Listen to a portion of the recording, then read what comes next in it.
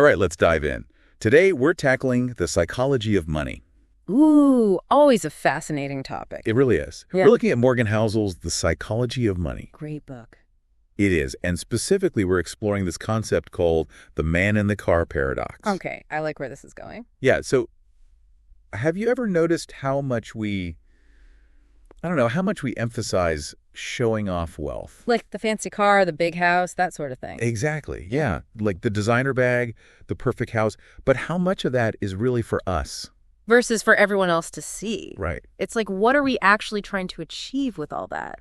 That's exactly what this paradox digs into. So Chapter 8, Housel argues... Oh, this is Chapter 8? Yeah, Chapter 8. He argues that we tend to overestimate how impressed other people actually are. By our stuff. By our stuff, exactly. We think we're making a statement, but are people even paying attention? That's a great question. You know, it's like we're putting on a show. But the audience is totally checked out. Totally. Mm-hmm. And Housel actually illustrates this with a really interesting story from his own life. Yeah, I'm intrigued. So he used to work as a valet, right? Driving all these amazing cars, Ferraris, you name it. So he's living the dream, in a way. Right. You'd think so. But here's the thing. He realized that while he was totally caught up in the fantasy, like imagining everyone staring at him. Admiring him, yeah. Exactly. Most people didn't even notice it. They probably didn't even look twice. It's crazy. It really makes you question our assumptions, doesn't it? Totally. Like we're buying into this idea that these things will make us, cooler, more respected. Like we can buy our way into being admired. But the reality is people might not even care. Which honestly can be a bit of a relief. Oh, totally relief. Because if it's kindness, genuine connection, the things that actually draw people in, that's much more achievable. Than having to own a Lamborghini. Exactly. Yeah. But then it makes you wonder, why are we so stuck on this idea of impressing others with, material stuff? Right. Like, are we hardwired for this? Or is social media just amplifying this tendency? It's like there's this disconnect between what we think will make us happy. And what actually does. We chase these external things, thinking that's the key. But then often we're left feeling empty. Totally. So if we're not supposed to be impressed by these outward displays of wealth, why do we still feel that pull? Because I gotta admit, sometimes I still catch myself wanting that fancy car. Oh, me too. Even though, logically, I know it won't make me a better person. Right. But there's still that allure. There is. So why is that? Well, there are a few things at play here. I mean, part of it could be evolutionary. Think about it. Way back when, resources were scarce, right? So showing off your wealth meant survival, basically. Exactly. It was a way to signal your strength, your ability to provide. That's so interesting. So it's like we're carrying this ancient programming, equating wealth with success, even though today it's a way more complicated than that. Totally. And then on top of that, we have consumerism and social media. Oh, yeah, constantly bombarded with images of the good life. It's like a recipe for feeling inadequate. No wonder we get caught in this cycle of wanting more. Always thinking that this next purchase will finally bring happiness. Which, let's be real, it usually doesn't. But what I appreciate about the man in the car paradox is it forces us to examine those assumptions. It makes you stop and think, wait, do I really need that bigger house? Or that designer watch. To feel good about myself. Exactly. Maybe there's a different path to feeling fulfilled. One that's less about keeping up with the Joneses. And more about connecting with what actually matters to us. Exactly. So how do we break free from this paradox? Right. Because it's one thing to understand it, but then to actually change our behavior. That's the challenge. Absolutely. And that's where Housel's advice about focusing on things like humility, kindness, and empathy comes in. That part really resonated with me. But, I think for a lot of people, those qualities might seem a little, soft. Especially in a world that often seems to reward, being more aggressive. Yeah.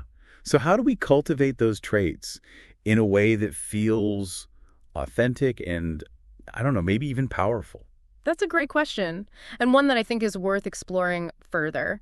But before we do that, House makes a point that people generally, they want to be respected. They want to be admired. Okay, yeah. And that's not a bad thing, right? The problem is when we try to get that solely through material possessions. Right, then it becomes less about who you are. And more about what you own. How do we shift that focus? How do we, cultivate that genuine respect and admiration that comes from within? That's where things get really interesting, and that's what we're going to dig into next. Hmm. It's funny. Housel isn't saying, like, don't be wealthy. Right. He gets that, financial security is important. Yeah. But he's saying we need to redefine, I think, what wealth means. I see what you mean, yeah. It's like if you're constantly stressed about money, you can't really be generous. Right. Or pay. You're coming from a place of scarcity, for sure. Totally. But if you've got that stability, that financial stability, it gives you the freedom to be, the best version of yourself. Exactly. You have the resources, and the mental space to live out those values, like humility, kindness, empathy. Oh, that's good. If you're worried about making ends meet, you probably don't have the capacity to volunteer. That's true. Or help a friend who's in need. Yeah, cool. So it's not about, rejecting wealth. It's more about the relationship with it. Exactly. How can we use it to take care of ourselves and make a positive impact, Yeah, use those resources for good. Precisely. And that's, I think, where those qualities, the humility and the kindness. The soft skills. Yeah, they become really powerful. Think about it. The people you admire, are they the ones flaunting their wealth? Or are they the ones who are just genuinely good people? Yeah. Compassionate, willing to help? Yeah, you're right. The people I really admire are the ones who are making a difference, not just showing off, Right. But here's something I've been thinking about. Earlier, you were talking about how this desire for status, maybe it's like hardwired from, our ancestors. Mm-hmm. How does that fit in with, focusing on humility and kindness? They seem kind of opposite. That's a really good point. It's almost like we're battling, between our instincts and what we know is right. Like a tug of war. Totally. Yeah. We want the recognition, but we also know that deep down, real fulfillment comes from connection and contribution. So how do we balance that? Because, it feels good to be recognized Of course. for achievements. Right. But how do we do that without falling into that man in the car trap? I think the key is to shift our focus from external validation to internal validation, finding that self-worth, that sense of accomplishment from living by our values. That's such a good point. Yeah. Because you can't control how other people see you. You can't. But you can control your own actions, your intentions. Exactly. That's where the real power is. Being the best you, making a positive impact, and then the respect, the admiration, it just follows naturally. It comes along with it. It does. It might not be flashy, but it's lasting. So instead of trying to impress, we should focus on inspiring. Exactly. And that's where the humility comes in. It's not about, pretending to be less than you are. Right. It's recognizing that we're part of something bigger. I like that. Our worth isn't about the stuff we have, It's about who you are at the core. Yeah, exactly. That takes the pressure off. It does. You don't have to prove anything. Just be authentic, make a real connection. That's what it's all about. And that's where the kindness and the empathy come in. Mm-hmm. Approaching others with understanding, helping out, that builds trust, creates bonds. It's like shifting from what can I get to what can I give. Yes. And that's what creates that sense of belonging. And fulfillment, yeah. Exactly. It's seeing our shared humanity, treating each other with respect, regardless of what's in our bank account. So going back to the car paradox, it sounds like the takeaway is true wealth isn't about the stuff, but about who you are. Exactly. And how you treat others. Living a life that's true to you. Using your resources to make a difference. Yeah, and remembering this is a journey. We're going to stumble. We're going to compare ourselves. Oh, yeah. I still catch myself scrolling through social media, feeling that envy. We all do it. Oh. So how do we stay grounded? Remind ourselves of what matters. Gratitude. Gratitude, okay. Be thankful for what we have. Instead of focusing on what we don't. Exactly. Appreciate the good things. The people we love, the experiences. Shifts your whole perspective. It's like training your brain to see the abundance that's already there. That's exactly it. And when you appreciate what you have, you realize that contentment, it comes from within. Not from buying more stuff. Right. So how do we put this into practice? Yeah, how do we actually cultivate that gratitude? One simple thing. Keep a gratitude journal. Oh, I love that. Every day, write down 3 things you're grateful for. Big or small? Doesn't matter. Just 3 things. Train your brain to look for the positive. Yes. And the more you do it, the easier it gets. It becomes a habit. It does. And research shows gratitude actually rewires your brain, makes you happier overall. Yeah, it's like rewiring your brain, right? To see the good. Totally. It can change, everything. Yeah. Relationships, work, your whole outlook. It really is about shifting your perspective. From scarcity to abundance. From me to we. Yeah. So, we embrace these things, the humility, kindness, empathy, gratitude. Mm-hmm. It's like we're becoming immune to that man-in-the-car paradox. Because you're not looking for validation from outside anymore.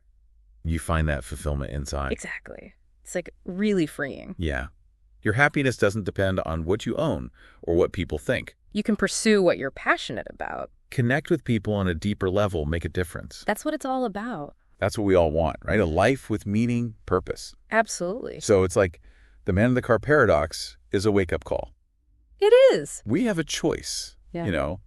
Chase that fleeting validation. Or build something more lasting. Exactly. And the best part is it's never too late to start.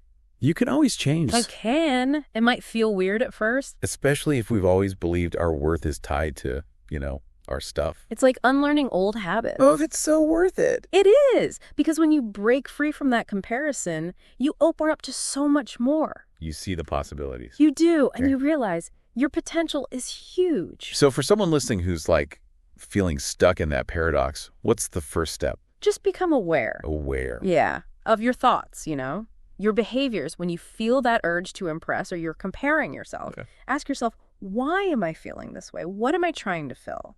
That's great advice. Yeah. Awareness is the first step to change. Exactly. And then you can start making choices that actually match what you believe in. Instead of buying that, expensive thing. Donate to a cause you love, yeah. Spend time with people you care about. Do something you enjoy. Little changes make a big difference. They add up. They do. And remember, it's not a race, There will be times you slip up, feel tempted. Oh, yeah.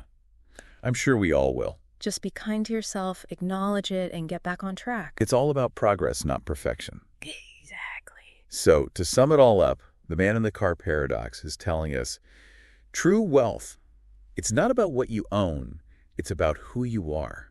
How you live your life. Cultivating those qualities. Yeah. Humility, kindness. Empathy, gratitude. Yeah. Using what you have to make a positive impact. And knowing that true fulfillment, it comes from within, Not from what other people think. Living a life that feels real, that matches your values. Your worth is already there. It is. This has been so insightful. I hope it's gotten everyone thinking about their relationship with money and status. Me too. If you're interested in learning more, definitely check out Morgan Housel's The Psychology of Money. It's a fantastic book. Full of great insights, practical advice, to help you figure out the whole money thing and find that true fulfillment. Yeah. And remember, we're all in this together. We are. So be kind to yourself, be kind to others. Let's create a world where we can all thrive. Well said. Thanks for joining us on The Deep Dive.